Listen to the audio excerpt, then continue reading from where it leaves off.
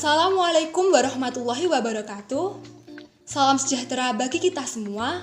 Shalom, Om Swastiastu, Namo Buddhaya, salam kebajikan. Hai Sobat Pembangun Bangsa, perkenalkan nama saya Galuh Maharani Putri, dan pada video ini akan mempresentasikan hasil karya esai saya yang berjudul Menuju Indonesia yang Adil dan Sejahtera untuk Semuanya. Indonesia saat ini tercatat sebagai kekuatan ekonomi dunia, lebih tepatnya pada peringkat 16. Kedepannya telah diproyeksikan Indonesia masuk peringkat atas dengan PDB terbesar urutan kelima. Tentunya, menjadi negara maju adalah cita-cita seluruh bangsa.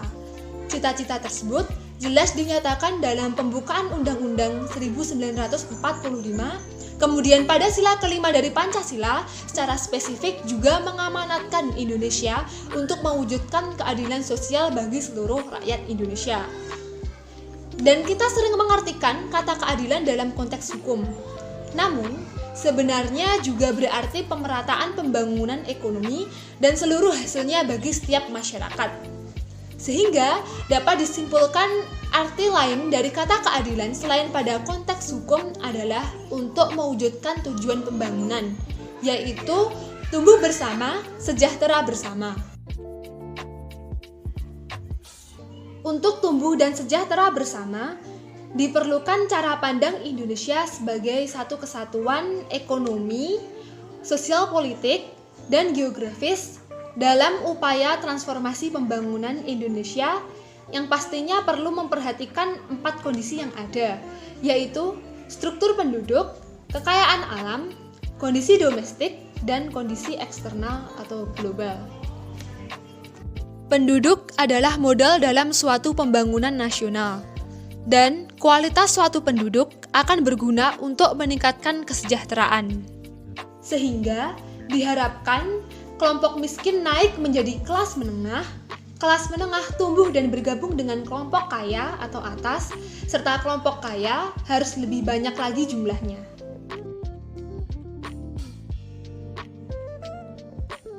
Kemajuan dan pertumbuhan diciptakan oleh dunia usaha. Mengapa? Karena penduduk yang tinggi pendapatannya dan dunia usaha yang terus berkembang adalah sumber penerimaan negara. Fokus pemerintah tidak hanya dalam hal pengelolaan pemerintahan, tetapi juga menjadi agen penciptaan kondisi iklim investasi dan bisnis yang baik, dan memberikan peluang bagi dunia usaha untuk tumbuh secara maksimal. Termasuk di dalamnya menyediakan infrastruktur, mempermudah segala sistem administrasi, meningkatkan kapasitas kerja, dan memperbanyak program pendidikan yang diperlukan untuk dunia usaha. Salah satu inti transformasi ekonomi Indonesia adalah transformasi di sektor pertanian dan perikanan, yang terkait erat dengan perkembangan manufaktur dan sektor lainnya untuk mendorong produktivitas. Misalnya, mobilisasi tenaga kerja pertanian ke non-pertanian atau perikanan, maka diperlukan pembangunan agroindustrialisasi di pedesaan.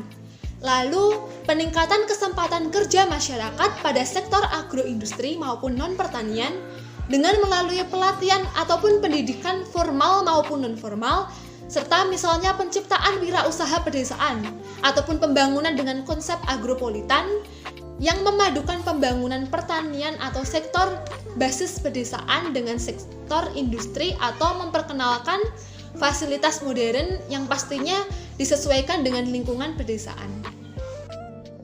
Untuk mendukung industri yang dapat memenuhi kebutuhan domestik, maka struktur industri Indonesia harus memiliki industri hulu yang kuat, sehingga akan mendorong industri bahan mentah, industri bahan baku, selanjutnya industri jadi.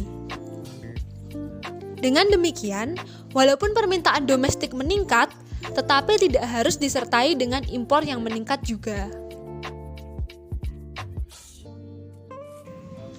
Kebijakan moneter dan fiskal harus dijalankan secara bersinergi.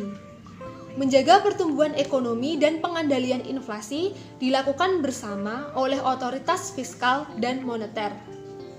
Ketika sisi fiskal melakukan ekspansi, maka sisi moneter juga harus mendukung dengan kebijakan yang ekspansif.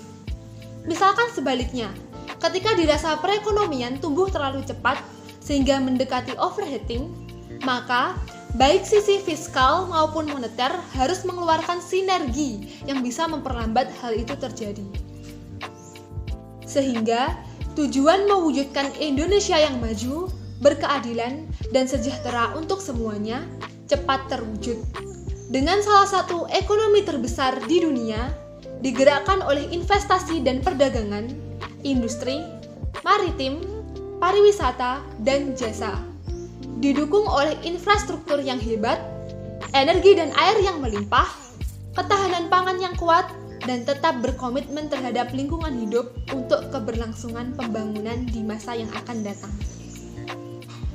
Demikian presentasi yang dapat saya sampaikan terkait dengan tujuan mewujudkan Indonesia yang maju, berkeadilan, dan sejahtera untuk semua. Pemikiran-pemikiran tersebut saya harapkan dapat dibahas lebih lanjut ke depannya. Menciptakan kesejahteraan adalah untuk rakyat. Karena itu, pembangunan ekonomi adalah transformasi sosial. Meningkatkan kesejahteraan penduduk adalah mendorong penduduk miskin, rentan, dan kelas menengah untuk mewujudkan taraf kehidupannya menjadi lebih baik. Sekian, terima kasih. Wassalamualaikum warahmatullahi wabarakatuh.